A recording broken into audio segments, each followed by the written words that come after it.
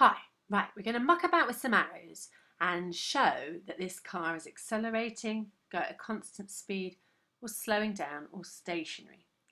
Now this bit is tricky. It's okay, you can understand it, but sometimes it's a little bit confusing. So let's see what we can do. So here is this car, the Pig Panther, and in my day that was some cool car. I know these days it certainly wouldn't be. But it's pink and it's pointy. So let's have a look what we can do with it. Now it says here, use the arrows to show that the car is stationary. Now I could put no arrows on it and I could say the car is stationary. That's okay. I could also put some arrows on it and say that the car is stationary. Let's put some of these on. You can go over there. You can go over there.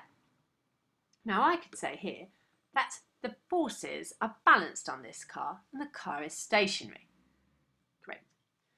It's not moving. There's nothing there to change what it's doing.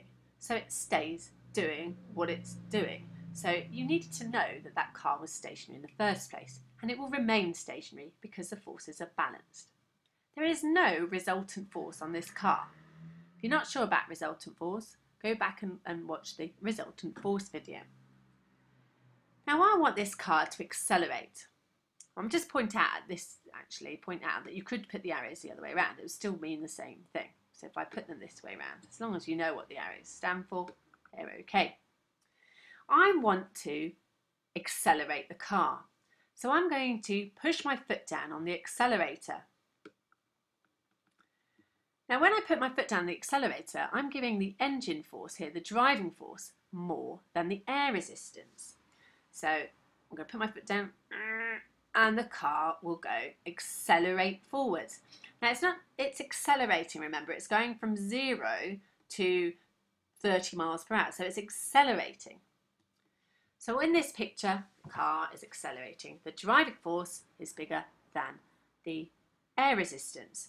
Therefore, this car has a resultant force on it, a resultant force in this direction. So it's going that way. I didn't have to say what the resultant force is because there's no numbers to use. But there obviously is a resultant force because it's changing what it's doing. A minute ago it was stationary and now it's accelerating. It's changing its speed, so therefore it's accelerating and it has therefore got a resultant force. Now I want to show that it's got a constant speed. Now as I speed up the car, the more air hits that car. So the more air resistance it will feel until I reach this point where both arrows are the same. Now when both arrows are the same, we know that this thing has no resultant force and that they are balanced. Now for A, I could have said, look, if you look here, this one, use the arrows to show the car is stationary. It looks very similar. The car could be stationary, look, because the arrows are the same, the forces are balanced. But because the forces are balanced, and because I knew that it was moving in the first place, I now know that it's moving at a constant speed. You have to be told what the car was doing previously in order to be able to say what it's doing now. So it would have said, the car starts accelerating, and now what happens? Well, it's now going at a constant speed. Now after a while, I take my foot off the accelerator or the pedal there, and I'm slowing the amount of driving force. So I'm reducing the amount of driving force. I've got the same resistance, that will slowly go down, but I am slowing the car down. Imagine your foot slowing the car down.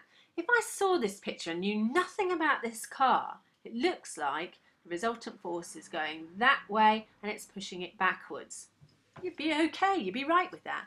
But if they've already told you that the car is moving forward, then this picture here shows that it's slowing down.